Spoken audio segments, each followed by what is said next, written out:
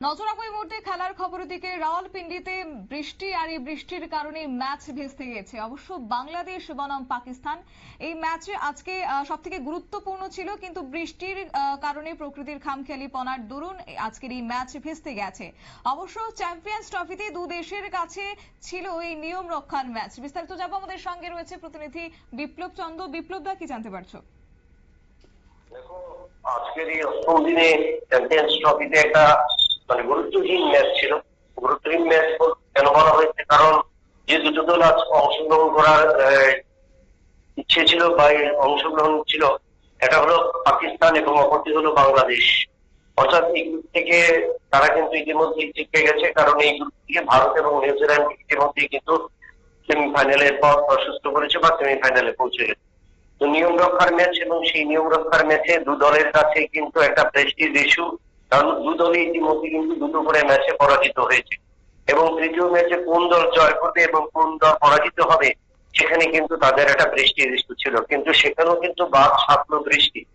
কারণ আবহাওয়ার পূর্বাভাসে কিন্তু যেটা বলানো হয়েছিল যে রাওয়ালপিন্ডিতে আজকে বৃষ্টি থাকতে পারে, এবং সেই মোতাবেকই কিন্তু সেই বৃষ্টি, এবং যেখানে কিন্তু বৃষ্টির কারণে কিন্তু ভেস্তে গেল ম্যাচ, এবং যার কারণে এই নিয়ে দুটো ম্যাচ ভেস্তে যায়।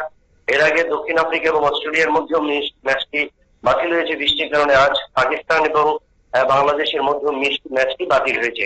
তবে নিয়ম রক্ষার ম্যাচ বাতিল হওয়ার ফলে কিন্তু দু দলের কাছে পয়েন্ট সমান, দু করে তো এলো, কিন্তু কোনো দলেরই কিন্তু সুযোগ থাকলো না চ্যাম্পিয়নশিপের সেমিফাইনালে দৌড়েও।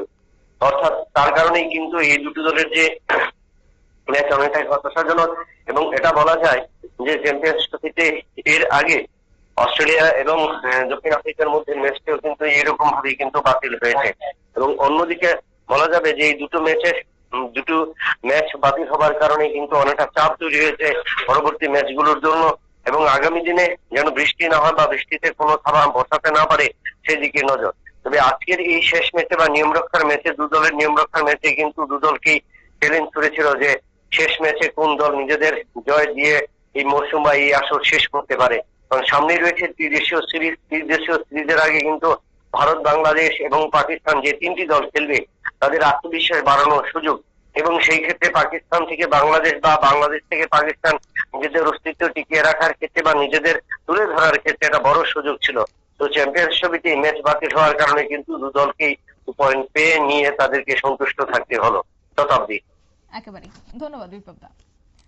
অর্থাৎ আপনারা শুনলেন, এবং সেই সঙ্গে এর আগেও আমরা দেখেছিলাম যে অস্ট্রেলিয়া বনাম দক্ষিণ আফ্রিকার যে ম্যাচ, সেখানেও বৃষ্টি এক প্রকার বাধা হয়ে দাঁড়িয়েছিল, এবং তারই মধ্যে গুরুত্বপূর্ণ ম্যাচে সেখানে পয়েন্ট ভাগ হয়, চাপ বেড়েছিল রীতিমতো অস্ট্রেলিয়ার। তবে পাকিস্তান বনাম বাংলাদেশ দলের কাছে এটা একটা নিয়ম রক্ষার ম্যাচ ছিল অবশ্য, কিন্তু সেক্ষেত্রে সেমিফাইনালে ওঠার আশা শেষ হয়ে গেছিল আগেই। তবে ম্যাচে জিতে মান বাঁচাতে চেয়েছিল দু দলই, কিন্তু আজকে বাদ সাধছিল বৃষ্টি, আর বৃষ্টির কারণে ভেস্তে গিয়েছে আজকে পাকিস্তান বনাম বাংলাদেশের ম্যাচ।